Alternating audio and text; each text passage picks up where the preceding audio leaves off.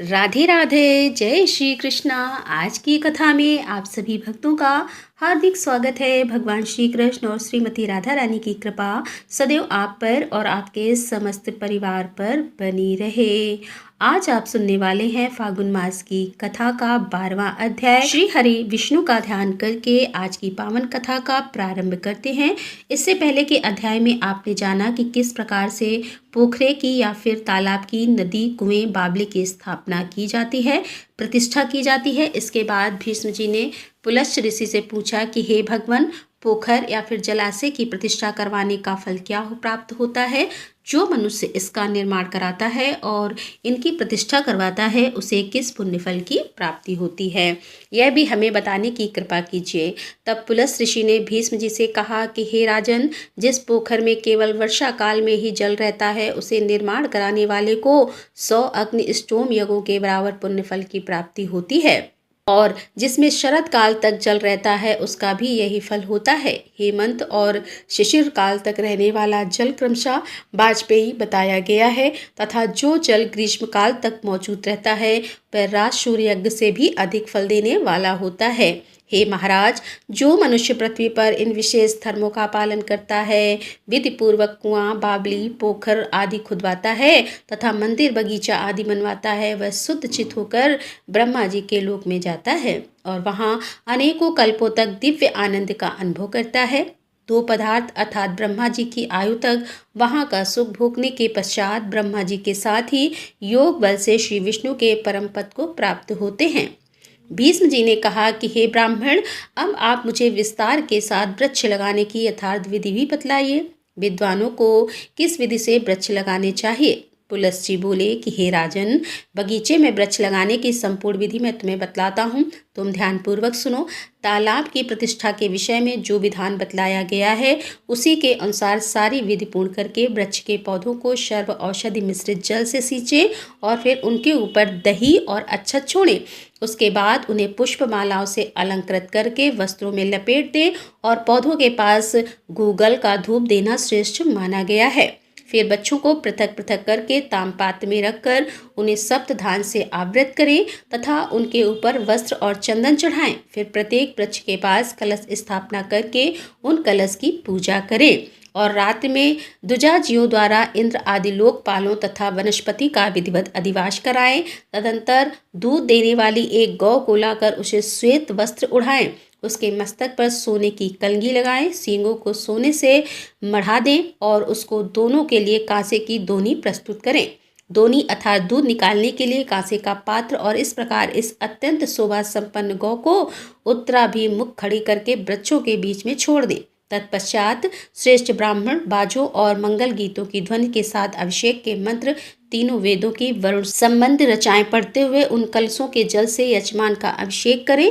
अभिषेक के बाद नहाकर यज्ञकर्ता पुरुष श्वेत वस्त्र धारण करे और अपनी सामर्थ्य के अनुसार गौ, सोने की जंजीर, कड़े, अंगूठी, पवित्री वस्त्र, सैया, सयो उपयोगी सामान तथा चरण पादुका देकर एक एकाग्र चित्त वाले संपूर्ण ऋतविजों का पूजन करे। इसके बाद 4 दिनों तक दूध से अभिषेक तथा घी, जौ और काले तिलों से होम करे। होम में पलास अर्थात ढाक की लकड़ी उत्तम मानी गई है। वृक्षारोपण के पश्चात चौथे दिन विशेष उत्सव करें, फिर उसमें भी अपनी शक्ति के अनुसार फिर से दक्षिणा दें।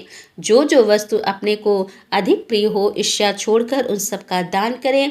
आचार्य को दान दक्षिणा दे तथा प्रणाम करके यज्ञ की समाप्ति करें। जो विद्वान उपयुक्त विधि से वृक्षारोपण का उत्सव करता है उसकी सारी कामनाएं पूर्ण होती हैं तथा वह अच्छे फल का भागी भी होता है। हे राजेंद्र, जो इस प्रकार वृक्ष की प्रतिष्ठा करता है वह जब तक 300 इंद्र समाप्त हो जाते हैं तब तक स्वर्ग लोक में निवास करता है।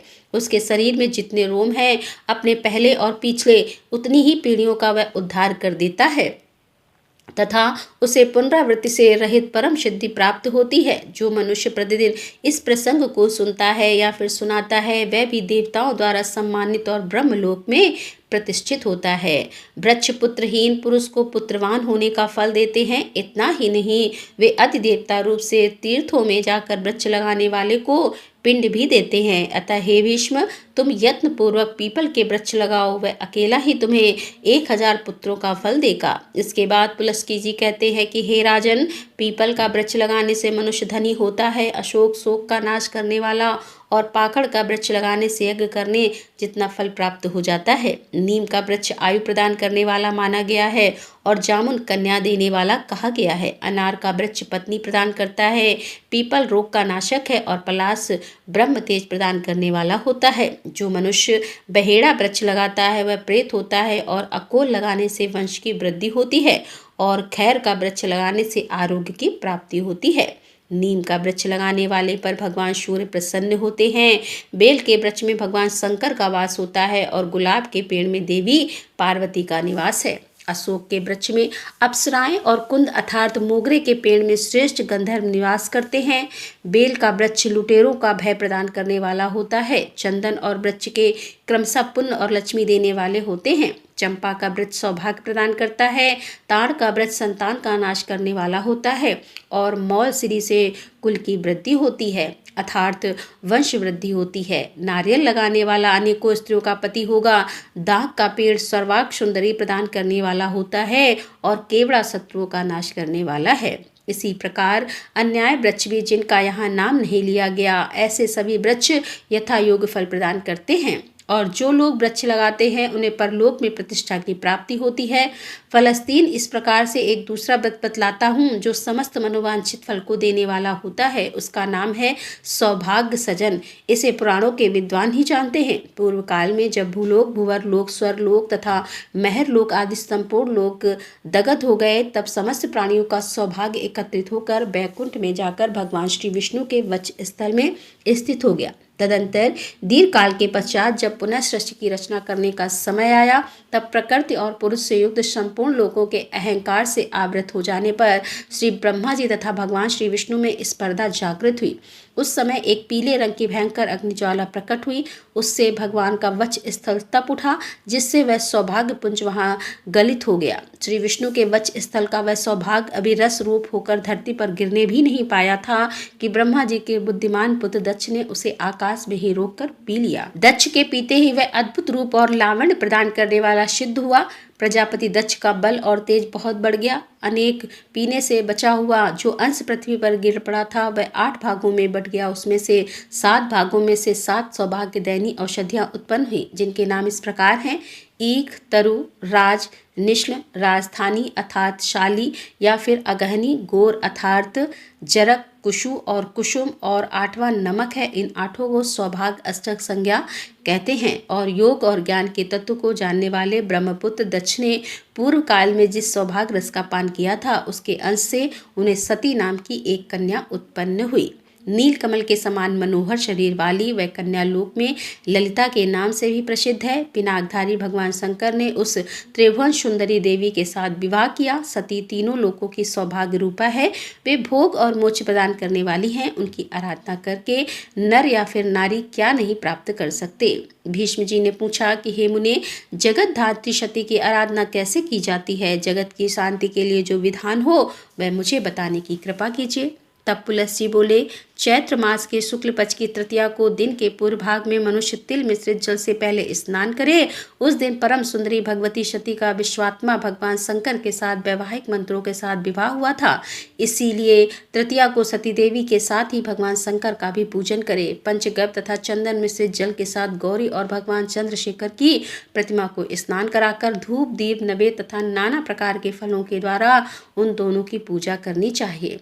पार्वती देवई नमः, शिवाय नमः, इन मंत्रों से क्रमशः पार्वती और शिव के चरणों का, जय नमः, शिवाय नमः, इन मंत्रों से दोनों घुटनों का, और त्र्यंबकम नमः, भवानी नमः, इन मंत्रों से पिंडलियों का, भद्रेश्वराय नमः, विजयाय नमः, इन मंत्रों से घुटनों का, हरिकेशाय नमः, वरदाय नमः, इन मंत्र से जांघों का, और ईशाय शंकराय नमः, रत्य नमः, इन मंत्रों से कटिभाग का, कोटिन नमः, शूलिन नमः, इन मंत्रों से कुक्षी भाग का, सूर्णपाण नमः, मंगल यातनय मंत्रों के द्वारा उदर का और सर्वात्मका चिदान नमः, रुद्राय नमः इन मंत्रों के द्वारा कंठ का और त्रिपुर शयनाय नमः, अंताय नमः इन मंत्रों से दोनों हाथों का, त्रिलोचनाय नमः, कालानल प्रियाय नमः इन मंत्रों से बाहों का और सौभाग्य भवना नमः से आभूषणों का, स्वयं नमः ईश्वराय नमः से दोनों के मुखमंडल का, अशोक वनवासिन नमः से ऐश्वर्य प्रदान करने वाले ऊँटों का, स्थान में नमः चंद्रमुख प्रियाय नमः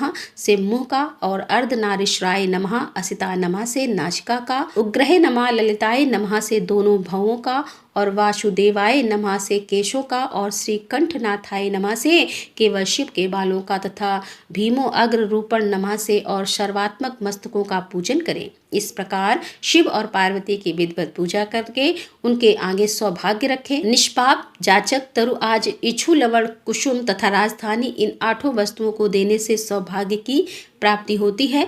इन 8 वस्तुओं को सौभाग्य की संज्ञा है। इस प्रकार शिव पार्वती के आगे सब सामग्री निवेदन करके चैत्र में सिंघाड़ा खाकर रात को भूमि पर शयन करें। फिर सवेरे उठकर स्नान करके और जप करके पवित्र होकर माला वस्त्र और आभूषणों के द्वारा ब्राह्मण दंपति का पूजन करें। इसके बाद सौभाग्य अष्टक सहित शिव और पार्वती की स्वर्णमयी प्रतिमाओं को ललिता देवी की प्रसन्नता के लिए ब्राह्मण को निवेदन करें। दान के समय इस प्रकार कहें कि हे ललिता, हे विजया, हे भद्रा, हे भवानी, हे कुमुदा, हे शिवा, हे वासुदेवा, हे गौरी, हे मंगला, हे कमला, हे सती और हे उमा, आप सब मुझ पर प्रसन्न हो। 12 महीनों की प्रत्येक द्वादशी को भगवान श्री विष्णु की तथा उनके साथ लक्ष्मी जी की भी पूजा करें। इस प्रकार परम लोक में उत्तम गति चाहने वाले पुरुष को प्रत्येक मास की पूर्णिमा को सावित्री सहित ब्रह्मा जी की विधिवत आराधना करनी चाहिए तथा ऐश्वर्य की कामना वाले मनुष्य को सौभाग्य अष्टक का दान भी करना चाहिए। इस प्रकार 1 वर्ष तक इस व्रत का विधि पूर्वक अनुष्ठान करके पुरुष, स्त्री या फिर कुमारी भक्ति के साथ रात्रि में शिव जी की पूजा करें। व्रत की समाप्ति के समय संपूर्ण सामग्रियों से युक्त शैया और शिव पार्वती की स्वर्णमय प्रतिमा, बैल और गौ का दान करें। तपता छोड़कर दृढ़ निश्चय के साथ भगवान का पूजन करे। जो स्त्री इस प्रकार उत्तम सौभाग्य सन नामक व्रत का अनुष्ठान करती है उसकी समस्त कामनाएं पूर्ण होती हैं, अथवा यदि वह निष्काम भाव से इस व्रत को करती है तो उसे नित्य पद की प्राप्ति होती है। इस व्रत का आचरण करने वाले पुरुष को 1 फल का परित्याग कर देना चाहिए। प्रतिमास इसका आचरण करने वाले पुरुष यश और कीर्ति प्राप्त करता है। हे राजन, सौभाग्य शयन का दान करने वाला पुरुष कभी भी सौभाग्य, आरोग्य, सुंदर रूप, वस्त्र, अलंकार और आभूषणों से वंचित नहीं होता। जो 12, 8 या फिर 7 वर्षों तक सौभाग्य शयन व्रत का अनुष्ठान करता है वह ब्रह्मलोक निवासी पुरुषों द्वारा पूजित होकर 10,000 कल्पों तक वहां निवास करता है। इसके बाद वह विष्णु लोक तथा शिव लोक में भी जाता है। जो नारी या फिर कुमारी इस व्रत का पालन करती है वह भी ललिता देवी के अनुग्रह से ललित होकर पूर्व भक्ति फल को प्राप्त करती है। जो इस व्रत की कथा का श्रवण करता है अथवा दूसरों को भी इस करने की सलाह देता है वह भी विद्याधर होकर चिरकाल तक स्वर्ग लोक में ही निवास करता है। पूर्व काल में इस अद्भुत व्रत का अनुष्ठान कामदेव ने, राजा सद्धनवा ने, वरुण देव ने, भगवान सूर्य से तथा धन के स्वामी कुबेर ने भी किया था। राधे राधे, जय श्री कृष्णा। आज की कथा का यहीं पर समापन करती हूँ।